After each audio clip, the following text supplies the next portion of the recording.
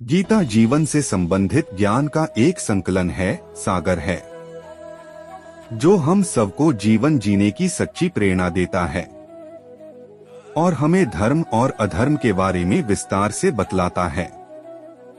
सभी ग्रंथों में से श्रीमद् भगवद गीता को सबसे महत्वपूर्ण माना जाता है। इसकी रचना महर्षि वेदव्यास ने की थी। गीता में ज्ञान योग, कर्म योग, भक्ति योग, राजयोग, एकेश्वरवाद आदि की बहुत सुंदर ढंग से चर्चा की गई है। आज के संदर्भ में अगर बात करें तो गीता मनुष्य को कर्म का महत्व समझाती है। गीता हमें अपने कर्तव्य के महत्व को समझती है। गीता को माँ भी कहा गया है, यह इसलिए कि जिस प्रकार माँ अपने बच्चों को प्यार दुलार देती और सुधार करते हुए महानता के शिखर पर आरूढ़ होने का रास्ता दिखाती है, उसी तरह गीता भी अपना गान करने वाले को सुशीतल शांति प्रदान करती है। यह मनुष्यों को सद्शिक्षा देती और अच्छे और सच्चे इंसान बनने के राह पर अग्रसर होने की प्रेरणा प्रदान करती है। वह जो सभी इच्छाएं त्याग देता है और मैं और मेरा की लालसा और भावना से मुक्त हो जाता है, उसे शांति प्राप्त होती है। मेरे लिए ना कोई घृणित है ना प्रिय, किंतु जो व्यक्ति भक्ति के साथ मेरी पूजा करते हैं वो मेरे साथ हैं और मैं भी उनके साथ हूँ। मैं भूत, वर्तमान और भविष्य के सभी प्राणियों को जानता हूँ, किंतु वास्तविकता में मुझे कोई नहीं जानता। समय और भाग्य दोनों परिवर्तनशील है। इन पर कभी अहंकार नहीं करना चाहिए।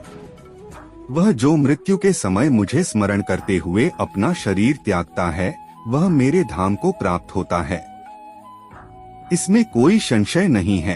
हे अर्जुन, कर्म मुझे बांधता नहीं, क्योंकि मुझे कर्म के प्रतिफल की कोई इच्छा नहीं। जो आत्मा को मारने वाला समझता है और जो इसको मरा समझता है, वे दोनों ही नहीं जानते हैं, क्योंकि यह आत्मा न मरता है और न मारा जाता है। जैसे मनुष्य जीर्ण वस्त्रों को त्याग कर दूसरे नए वस्त्रों को धारण करता है, वैसे ही देही जीवात्मा पुराने शरीरों को त्याग कर दूसरे नए शरीरों को प्राप्त होता है। आत्मा को शस्त्र काट नहीं सकते और न अग्नि इसे जला सकती है। जल इसे गीला नहीं कर सकता और वायु इसे सुखा नहीं सकती।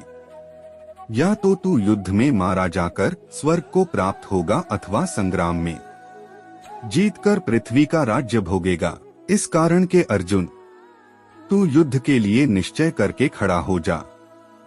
अगर आपको झुकना है तो किसी के विनम्रता के आगे झुके, किसी के शक्ति के आगे, रूप के आगे और धन के आगे तो बिल्कुल भी मत झुकना। हमेशा संदेह करने से खुद का ही नुकसान होता है। संदेह करने वाले व्यक्ति के लिए प्रसन्नता नहीं इस लोक में है और न ही किसी और लोक में। जिसने मन को जीत लिया है, उसने पहले ही परमात्मा को प्राप्त कर लिया है, क्योंकि उसने शांति प्राप्त कर ली है। ऐसे पुरुष के लिए सुख दुख, सर्दी गर्मी एवं मान अपमान एक से हैं। क्रोध से भ्रम पैदा होता है, भ्रम से बुद्धि व्यग्र होती है। जब बुद्धि व्यग्र होती है तब तर्क नष्ट हो जाता है। जब तर्क नष्ट होता है तब व्यक्ति का पतन हो जाता है।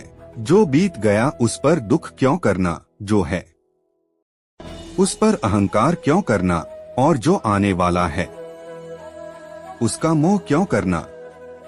जो मनुष्य मुझे जिस प्रकार भजता है, यानी जिस इच्छा से मेरा। अगर यह वीडियो पसंद आए तो वीडियो को लाइक करें और चैनल को सब्सक्राइब करना बिल्कुल न भूले। जय श्री कृष्णा।